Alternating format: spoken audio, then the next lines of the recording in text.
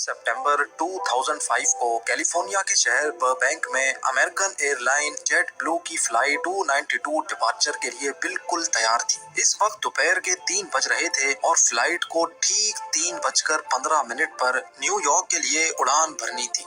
अभी तक सब कुछ प्लान के मुताबिक चल रहा था। जहाज में 140 पैसेंजर्स बैठ चुके थे और एयरलाइन क्रू ने सारा लगेज भी लोड कर दिया था। टेक ऑफ के लिए अगर इंतजार था तो सिर्फ कंट्रोल टावर के सिग्नल का। जैसे ही 3:15 हुए, जहाज के पायलट कैप्टन स्कॉट बर्क को कंट्रोल टावर से टेक ऑफ के लिए ग्रीन सिग्नल दिया गया और ठीक 2 मिनट के बाद यानी 3:17 पर जहाज ने बर्बैंक एयरपोर्ट को अलविदा कर दिया।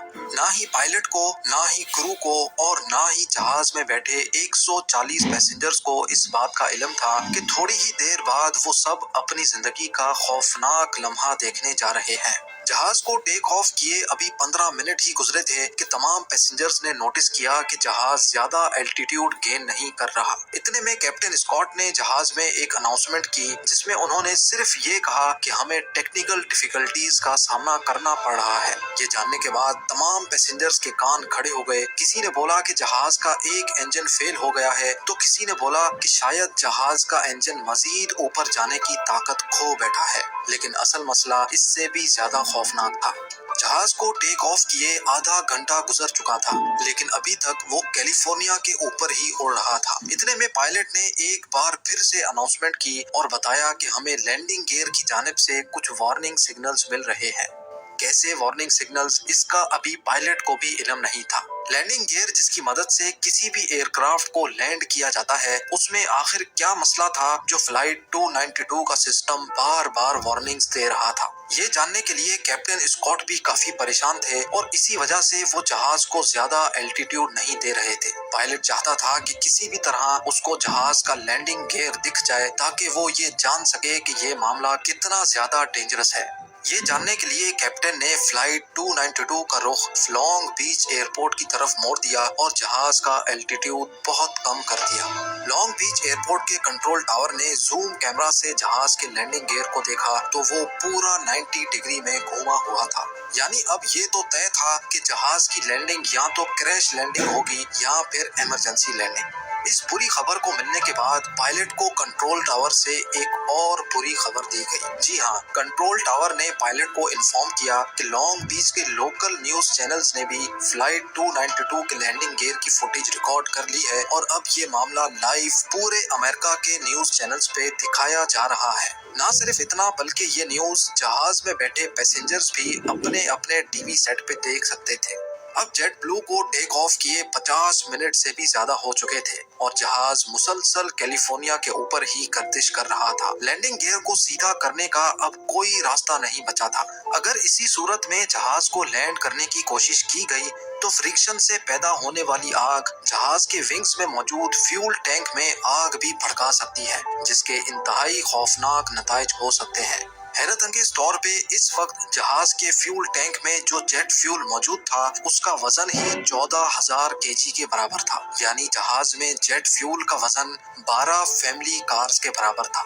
इतने ज्यादा फ्यूल को लैंडिंग के दौरान जरा सी भी आग लग गई तो जहाज एक ही झटके में फट भी सकता है। लेकिन कैप्टन स्कॉट बहुत अक्लमंद था। पायलट ने लैंडिंग से पहले जहाज का फ्यूल खत्म करने का फैसला किया, जिसके लिए जहाज को 3 घंटे तक समंदर के ऊपर ही घुमाया गया। अब जहाज का फ्यूल सिर्फ इतना बच गया था कि वो सिर्फ आधा घंटा मजीद उड़ सकता था। ये आखिरी आधा घंटा फ्लाइट जेट ब्लू 292 और उसके अंदर मौजूद 140 पैसेंजर्स के लिए बहुत इम्पोर्टेंट था।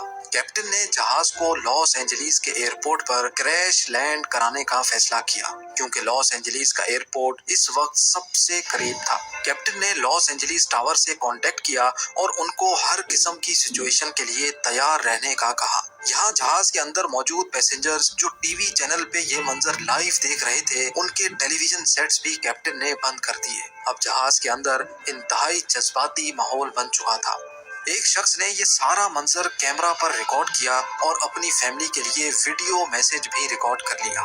जेट ब्लू 292 अब लॉस एंजलिस टावर के रडार पर आ चुका था और एयरपोर्ट क्रू ने जहाज को बचाने की सारी तैयारियां मुकम्मल कर ली थी। फायर ट्रक से लेकर एम्बुलेंसेस तक सब कुछ रेडी था। एयरपोर्ट टावर ने आखिरी बार जहाज के पायलट कैप्टन स्कॉट से कांटेक्ट किया और उनको लैंडिंग के लिए ग्रीन सिग्नल दिया। ग्रीन सिग्नल मिलते ही पायलट ने तमाम पैसेंजर्स को क्रैश पोजीशन में बैठने का कहा।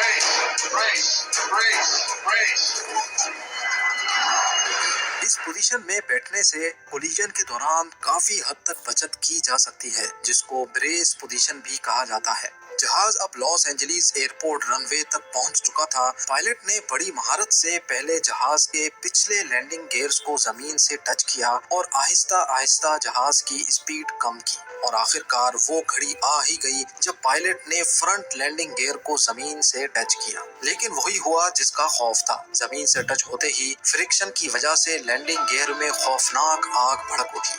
वो आग इतनी ज्यादा थी कि अंदर बैठे पैसेंजर्स को भी ठीक ठाक गरमाइश महसूस हुई थी। लेकिन दूसरे ही लम्हे एक लंबी खामोशी हो गई और जहाज खैर खैरियत से रुक चुका था।